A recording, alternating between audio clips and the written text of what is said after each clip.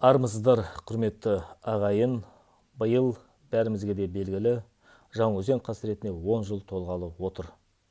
Осыған орай көптеген үлкен деңгейде жүрген саясаткерлер тарапынан осы Жаңаөзен оқиғасына анау кінәлі, жоқ мынау кінәлі деген айыптаулар тізбегі жалғасуда.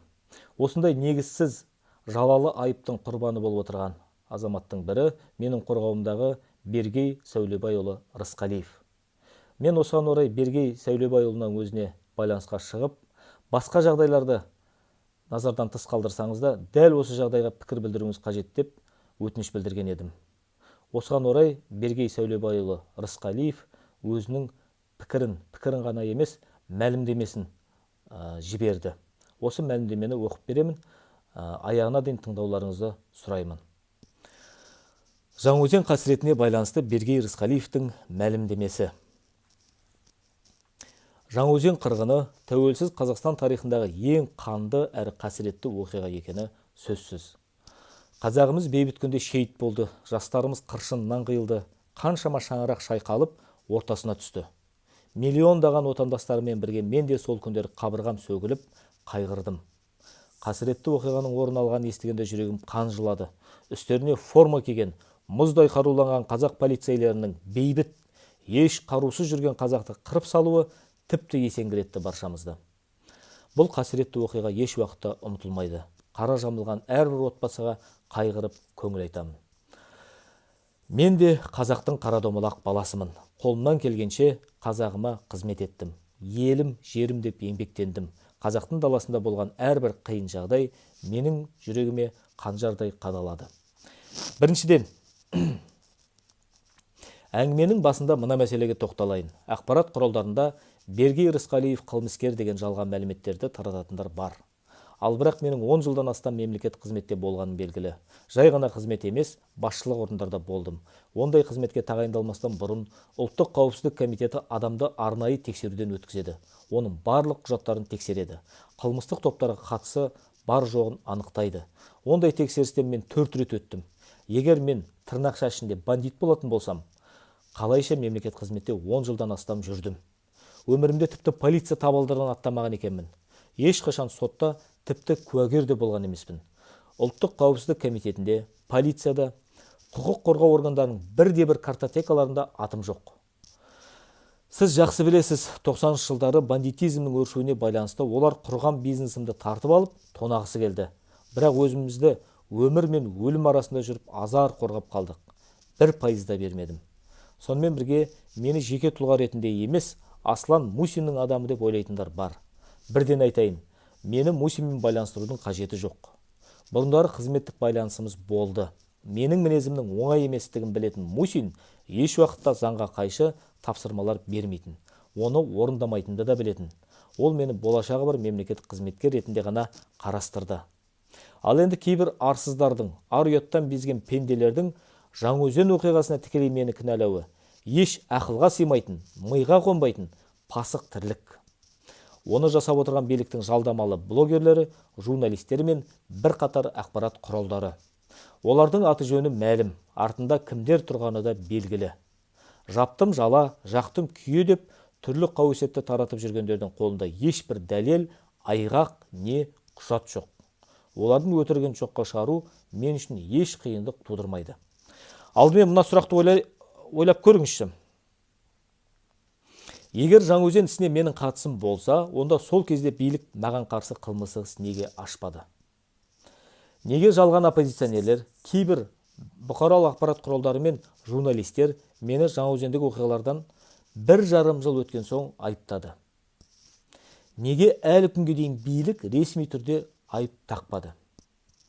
Ең бастысы, дәлелдер, фактілер, құжаттар мен куәгерлер қайда? Ал Әблязов ол Ұлттық қауіпсіздік комитеті сапында қызмет еткен Ленин деген агент. Айтқаны толық абсурд. Оның қолында не дәлел, не факт жоқ. Әйтеуір біреуге жала жабуды өзіне өмірлік мақсат еткен адам бұл сөзіне жауап беруі тиіс. Алдағы уақытта онымен Европа сотында кездесетін боламыз. Әблязовтың маған жала жабу өзі бүлдіріп қойып, енді не істерін білмей басқаға ілігін арта салғысы келетін балабақшадағы баланың ісі тәрізді. Себебі диктатор Назарбаев Жаңаөзенге Әблязовты айыптайды, ал ол болса бұл қылмысты маған арта салмақ.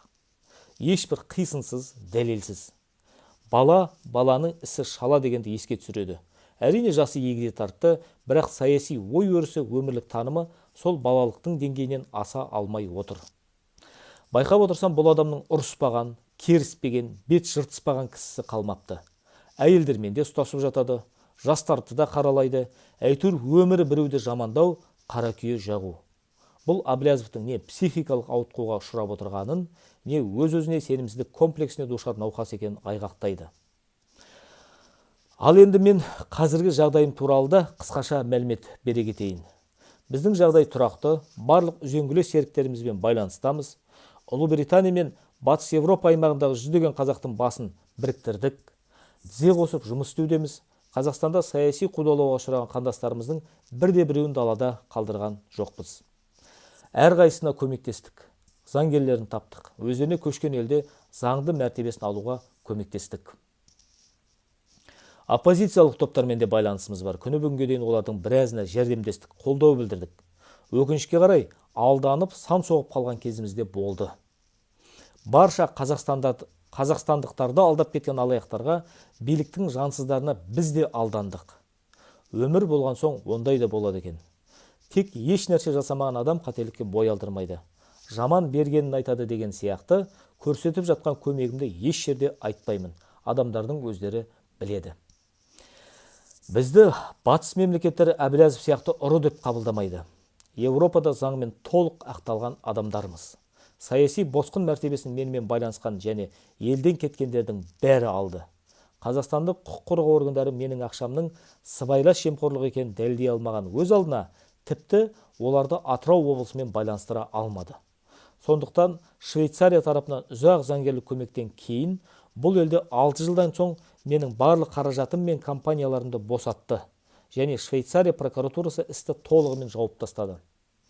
Енді Қазақстанға бұл активтер бойынша заң көмегі көрсетілмейді. Міне, біз мұны батыс елдерінде дәлелдедік. Сондай-ақ біздің қолымызда ісімізді зерттеген және оның таза саяси қудалау екенін көрген Америка мен Еуропаның арнайы қызметтерінің бұрынғы басшыларының үлкен баяндамалары бар. Орталық Азия мен Қазақстанның мәселелерімен айналысатын сарапшылардың, ғылым докторларының құжаттары бар. Олар да менің ісім саясиланған туралы баяндамалар жазды. Көші-қон бойынша алғашқы мамандардың бірі болып саналатын көші-қон адвокатынан менің ісімнің саясилану туралы кейс саммари бар. Сондай-ақ Қазақстанның бізден жеңіліп қалған көптеген сот шешімдері және басқа да құжаттар жеткілікті. Сондықтан батыста бізбен байланысқан барлық жігіттер емін-еркін жүріп тұрып, әртүрлі салаларда жұмыс істейді және қалыпты өмір сүруде.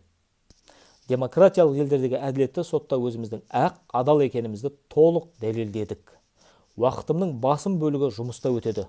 Соның ішінде саяси оқиғаларға көңіл бөлемін. Қазақстандағы бірқатар азаматтарға кеңес беремін. Мезгілі келгенде менің қазіргі еңбегім туралы ашық айтылатын болады. Екінші, Жаңаөзен ісі бойынша барлығы анық-қанық тергеліп, батыс елдерінде сот болғанын қалаймын. Онда өзім де қатысып, көз қарасында білдіруге дайынмын. Шындықты ашуға ең мүдделі адамның бірімін. Үшіншіден, біз Жаңаөзен трагедиясының шындығын ашу ісіне үлкен үлес қосып, атсалысудамыз. Атап айтсақ, 3 кітапты қазақ тілінен орыс және ағылшын тілдеріне аудардық. 3 тілде аудио кітап жасадық. Жақын арада арнайы қосымша да шығарамыз. Жаңаөзен оқиғасы Қазақстаннан аумағынан тыс жерде қаралып, іс тергеліп, шетелде сот өту үшін бәрін жасаймыз. Төртінші, егер сіз осы оқиға туралы менің пікірімді білгіңіз келсе, сізге осы қайғылы жағдай барысында біраз нәрсені айта аламын. Сол кезде мемлекеттік қызметте және құқық қорғау органдарында жұмыс істеген инсайдерлерден алынған көптеген нақты ақпараттар бар және қызықты көптеген нәрселерді анықтауда біраз беделім болды. Бесінші, Жаңаөзендегі тәртіпсіздіктерге менің қатысым бары абсурд. Бұл сол кездегі Қазақстанның қаржы полициясының басшысы Рашид Түсіпбековтің сатқын журналист Геннадий Бендицкийге берген тапсырысы бойынша жабылған жала. Бендицкий тапсырма алған соң істің байыбына бармай, еш дәлелсіз өтірік мақала жазып, мені қаралауға тырысты.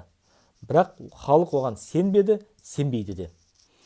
Бендицкий, Рысқалиев және Мусин бүкіл Қазақстанның мұнайы мен газын иемденгісі келді.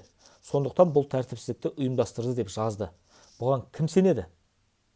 Қазақстанда мұнай газ саласы бұл мемлекет ішіндегі мемлекет және бұл салаға иелік етем деу өз-өзіңе қастандық жасаумен пара-пар. Жаңаөзен қасіретіне мені айыптау Назарбаев пен Түсіпбековтің жоспары болатын. Олар осылайша бұл істі жауып, барлығын тексердік, кінәлі Мусин мен Рысқалиев деп кінәні бізге аудара салғысы келді. Назарбаевтың негізгі мақсаты мені тұтқындап, кейін түрмеде азаптауға салып, Жаңаөзен бойынша барлығын өз мойныма алғызып, одан кейін Мусинге қарсы арыз жаздырту болды. Артынан Назарбаевтың соты бұл істі қарап, барлығын екеуміздің мойнымызға іле салар еді. Алайда бұл жоспарды менің елден кетіп қалуым бұзды. Менің негізгі болжамым міне осы. Ал Қаскүнем Әблязов, Ленин қазір басқаша сайрауда. Назарбаев, Мусин және Рысқалиев мұны алдағы уақытта мұндай қақтығыстар еш жерде қайталанбасын, билікті ұстап қалу және халықты қорқыту үшін жасады дейді. Ол кезде Назарбаевқа бәрібір еді. Ол 20 жыл бойы билікті өз уысынан шығармай, жабысып ұстап, ойына келген жасап отыруға дайын болды. Бір қызығы, егер мен Назарбаевтың серігі болсам, тырнақша ішінде, және ол маған осындай қылмыстық іс-әрекетті жасауды тапсырса, онда Назарбаев мені 17 жылға неге соттады? Менің туған інімді және бір қатар серіктерімді неге соттады? Бір қызығы, ол кезде кінәлі деп Маңғыстау облысының әкімін айыптаған жоқ. Ал Көшербаев қан төгісті тоқтатпақ түгілі азғантай мәселені де шешкен жоқ. Қасіретті оқиға орын алған мекеннен 1000 шақырым жерде отырған мені айыптау қай қисынға келеді? Алтыншыдан, менің қолымда Аслан Мусиннің сол кездегі ұлттық қауіпсіздік комитетінің төрағасы Әбіқаевтан Рысқалиев Бергейдің Жаңаөзен оқиғаларына қандай қатысы болғанын сұраған айтатын бейне жазба бар. Сонда Мусиннің айтуынша Әбіқаев: біз тексердік, Бергейдің бұл оқиғаларға ешқандай қатысы жоқ деп жауап берген. Жетінші. Бүкіл әкімдіктегі командамды қала әкімі Асқар Керімовті және бірінші орынбасары Болат Дәукеновті түрмеге жапқан кезден азаптап, психологиялық қысым көрсеткен. Олар мені және Аслан Мусинді Жаңаөзендегі оқиғаларға қатысы бар жоғы туралы аяқ беру үшін Астанадағы ұлттық қауіпсіздік комитетінің жеке камераларында 4 айға жауып тастаған. Екеуі де Рысқалиевтің Жаңаөзенге ешқандай қатысы жоқ екен, ол жұмыс орнында болғанын және ешкімге команда бермегенін, және олар бұл туралы ештеңе білмейтінін айтты. Олардың бұл сөздері 2014 жылғы сот хаттамаларында және Атырау облысындағы Ақжайық газетінің мақаласында бар. Оны қоса беріп отырмын, сілтемелерін жариялайтын боламыз бұл жерде. Сонымен қатар Арлан ұлттық қауіпсіздік комитетінің арнайы жасағы Ақжайық газеті жарияланған мақалада Бергей Рысқалиевтің Жаңаөзенге ешқандай қатысы жоқ екен және ешкімді жібермегенін растады. Мақалаға сілтеме қоса жолдап отырмын. Бұл туралы жергілікті мұнайшылар да айтты, жазбалар бар. Әкежан Қажигелдин, Ермұрат Бапи, олардың бәрі Бергей Рысқалиев жақсы тұрып, жұмыс жақсы істеп жатқан болса, онда бұл жағдай оған не үшін керек екенін баса айтты. Атап өту қажет, ол өңірде үлкен істерді атқарды, істеді, беделі әлі күнге дейін даусыз, қанша уақыт өтсе де Атырау облысының халқының қолдауы арту үстінде сауалнама жүргізілді. Мені Атырау облысы халқының 90% қолдайды. Өздеріңіз көріп отырғандай, бәрі де салыстыру арқылы айқындалады. 8. Жаңаөзен қаласына ол кезде өту мүмкін емес те еді. Онда полицияның, әкімдіктің, ұлттық қауіпсіздік комитетінің БТР-дан 3 тұғырлы блокпосты тұрды. Онда бірде-бір адам, тіпті журналистер де өте алмады. 9. Мен Жаңаөзен қақтығысына не үшін араласамын? Маған мұның қажеті қанша? Мұндай қанды іске қатысып, туған қазағымды қыруға, қан төгуге өлсем де жол бермес едім. Жаңаөзенде қан төгіске қатысы бар адамның түбі жақсы болмайтын, оны халық та, Алла тағала да жазалайтын бәріміз білеміз. Ал мұндай іске несіне араласамын? Жаңаөзен ісімен айналысқан Астанада отырған құқық қорғау орган басшылары мен жергілікті билік өкілдері. Оған Бергей Рысқалиевтің еш қатысы жоқ болуы мүмкін еместігінде ашық айта аламын. 10. Қосымша ақпарат. Жаңаөзенде 7-8 ай бойы мұнайшылар далада тұрып, қайғылы жағдай орын алған кезде, сол кезде премьер-министр Мәсімов маған Атырауда 4 есе көп мұнайшылар бар екенін, менің командам бәрін бақылауда ұстағанын және жанжалдарға дейін жеткізбегенін айтып, жеке ризашылығын білдірді. Екінші рет ол Мусин арқылы тағы да ризашылығын білдірді. Ең бастысы, қайғылы оқиғадан кейін Назарбаев пен Мусин Жаңаөзенге барып, Астанаға кері ұшып бара жатқанда, Назарбаев Мусиннің телефоны арқылы аймақтағы жанжалсыз тыныштықта ұстағаны үшін алғыс айтты. Өкінішке орай барлық үлкен деңгейдегі мемлекеттік шенеуніктер Назарбаевтың рахметі 5 минуттық ғана екенін жақсы біледі. Біз бұған жеке көз жеткіздік. 7 айдан кейін Атырау облысы әкімдігінің барлық командасына қылмыстық істер ашылды. Ал қайғылы оқиға болған жерде Маңғыстау облысының әкімі Көшербаев премьер-министрдің орынбасары лауазымына көтерілді.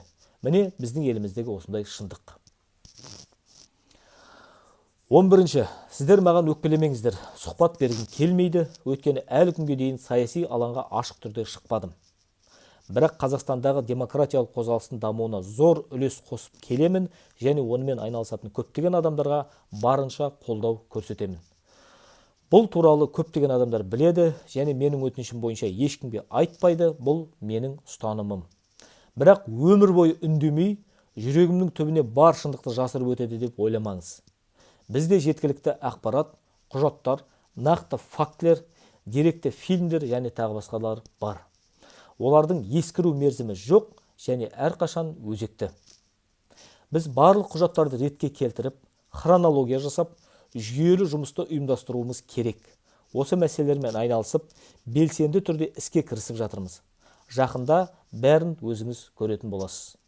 Ондаған басылымдар мен журналистер менен сұхбат құрудан сұхбат сұрады, бас тартқан себептерімді жоғарыда айтып өттім. Құрметпен, Бергей Рысқалиев. Міне, құрметті ағайын, 15 минут көлемінде осы Бергей Сәулебайұлының сіздерге жариялаған мәлімдемесін оқып өттім. Осы мәлімдемеде көрсетілген жағдайларда Жаңаөзен қырғынына байланысты, Жаңаөзеннің қанды оқиғасына байланысты біраз мәліметтерге қанықтыңыз деп ойлаймын, ал қосымша мәліметтер алдағы уақытта жарияланатын болады. Күтіңіздер.